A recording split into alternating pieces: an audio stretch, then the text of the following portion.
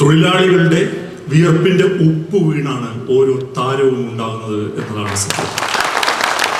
അത് ഈ വേദിയിൽ മലയാള സിനിമയിലെ എക്കാലത്തെയും ഏറ്റവും വലിയ താരവും നടനുമായ ശ്രീ മോഹൻലാൽ സാറിന് മുമ്പിൽ വെച്ച് തന്നെ പറയാൻ ഈ വേദി ഉപയോഗിക്കാൻ കഴിഞ്ഞു എന്നുള്ളതിൽ എനിക്ക് സന്തോഷമുണ്ട്.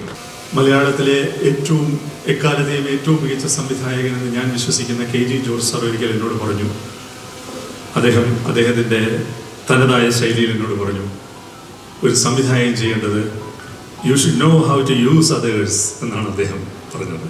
എങ്ങനെയാണ് മറ്റുള്ളവരെ പ്രയോജനപ്പെടുത്താൻ നിങ്ങൾക്ക് അറിവുണ്ടെങ്കിൽ നിങ്ങൾക്കൊരു സംവിധായകനാകാം എന്നാണ്. അപ്പോൾ ഇത്രയും ടാലൻറ്റുകളെ കൂട്ടിയോജിപ്പിക്കുന്ന ഒരു കാറ്റലിസ്റ്റ് മാത്രമാണ് ഞാൻ.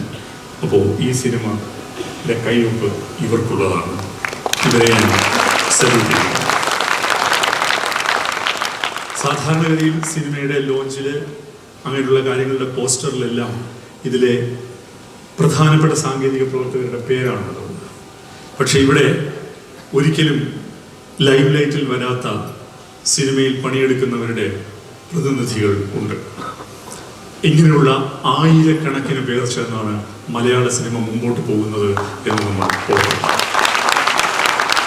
ഞാൻ ഒരിക്കൽ ശ്രീ കമലഹാസൻ പ്രസംഗിക്കുന്നത് കേട്ടിട്ടുണ്ട്. അദ്ദേഹം പറഞ്ഞത് അദ്ദേഹത്തിൻ്റെ ചെറുപ്പകാലത്ത് വാഹിനി സ്റ്റുഡിയോ, AVM സ്റ്റുഡിയോ തുടങ്ങിയ സ്റ്റുഡിയോകളിൽ തമിഴ്നാട്ടിലെ വേനലിൽ അന്ന് AC ഫ്ലോറില്ല, അത് ഷൂട്ട് ചെയ്യുമ്പോൾ ആസ്പെക്ടോ ഷീറ്റാണ് മുകളിലിട്ടിരിക്കുന്നത്. മുകളിൽ ലൈറ്റ് ഹോൾഡ് ചെയ്ത് ഔട്ട്ഡോർ വർക്കേഴ്സ് ഉണ്ടാവും.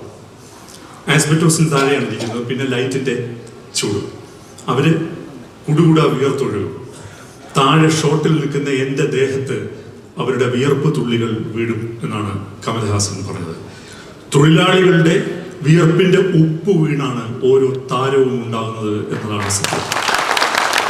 അത് ഈ വേദിയിൽ മലയാള സിനിമയിലെ എക്കാലത്തെയും ഏറ്റവും വലിയ താരവും നടനുമായ ശ്രീ മോഹൻലാൽ സാറിന് മുമ്പിൽ വെച്ച് തന്നെ പറയാൻ ഈ വേദി ഉപയോഗിക്കാൻ കഴിഞ്ഞു എന്നുള്ളതിൽ എനിക്ക് സന്തോഷമുണ്ട്.